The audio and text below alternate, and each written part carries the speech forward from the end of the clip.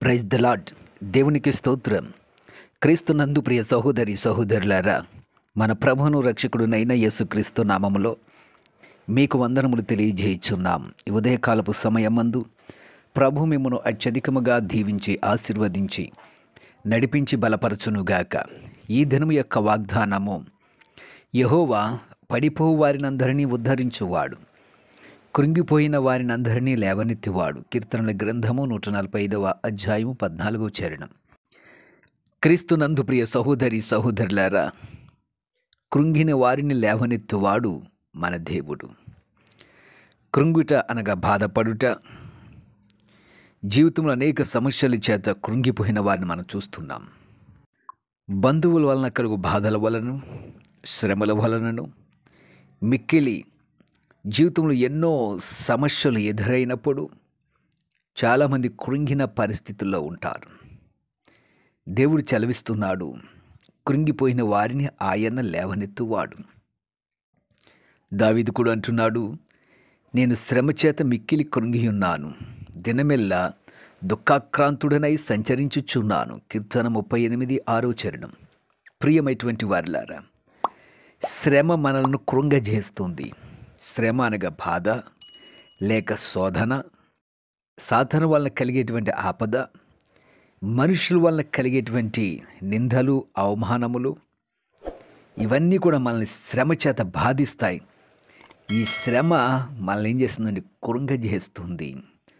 అంతేకాకుండా మన జీవితంలో దుఃఖాన్ని కూడా కలగజేస్తుంది. అందుకే దావీదు అంటాడు, నా ప్రాణమా నీవు ఎలా కృంగి ఉన్నావు, నాలో నీవేళ తొందరపడుచున్నావు.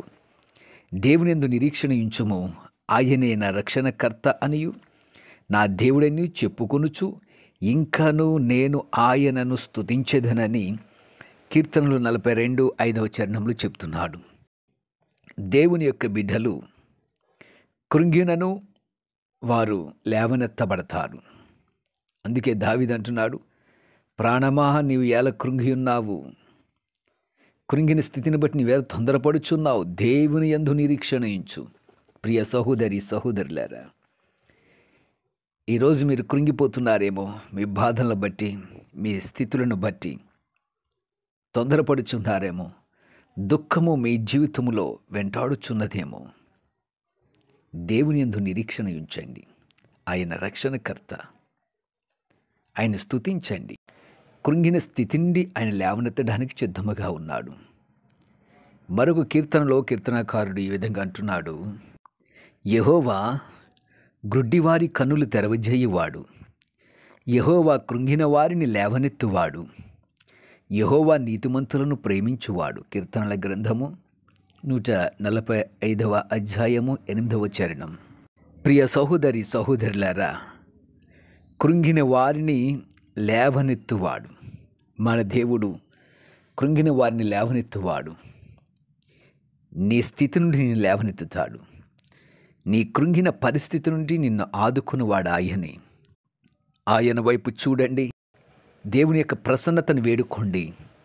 దావీదు వలె, నా ప్రాణమ ఎందుకు కృంగిపోతున్నావు, ఎందుకు తొందరపడుచున్నావు, దేవుని యందు నిరీక్షణ ఉంచుము అనేటువంటి ఒక విశ్వాస సంబంధమైనటువంటి ప్రార్థన మీ జీవితంలో కనుక ఉండినట్లయితే, కృంగిన పరిస్థితులు వచ్చినప్పటికీ మిమ్మల్ని మీరు రక్షించుకుంటారు. కృంగిన స్థితిలో కూడా మీరు సంతోషముగా ఉండగలరు. కృంగిన స్థితిలో కూడా మీరు దేవుని యందు ప్రార్థన చేయగలరు. ప్రియ సహోదరి సహోదరులారా, దేవుని యందు విశ్వాసం ఉంచండి, ఆయనందు నిరీక్షణ ఉంచండి. మీ కృంగిన పరిస్థితుల నుంచి, మీ బాధల నుండి ఆయన మీకు విడుదల కలగజేస్తాడు. నేడే మీకు రక్షణ అనుగ్రహించడానికి సిద్ధముగా ఉన్నాడు. ఆయన వైపు చూడండి, తప్పక దేవుడు మీకు సహాయం చేస్తాడు. అట్టి ధన్యత దేవుడు మీకు అనుగ్రహించును గాక. ఆమెన్. ప్రార్థన చేద్దాం. ప్రియ పరమ తండ్రి, జీవాధిపతి, రక్షకుడా, విమోచకుడా, కృంగిన నీ బిడ్డలను లేవనెత్తండి. వారు ఏ స్థితిలో కృంగి ఉన్నారు, శ్రమ చేత కృంగి ఉంటే, సాతాను వలన కలిగే శోధన వలన కృంగి ఉంటే, మనుషుల వలన కలుగు వేదన బాధల వలన వారు కృంగి ఉంటే, నీ బిడ్డలను లేవనెత్తండి. నీ యందు నిరీక్షణ ఉంచు వారిగాను, నీ యందు విశ్వాసం ఉంచి నీలో నడిపించబడి ఆశీర్వాదమును పొందుకునేటువంటి వారిగా నీ బిడ్డలకు సహాయము చేసి ధైర్యం పరచమని, మీరే నడిపించి బలపరచమని యేసు నామమున నడిపించున్నాము తండ్రి. ఆమేన్.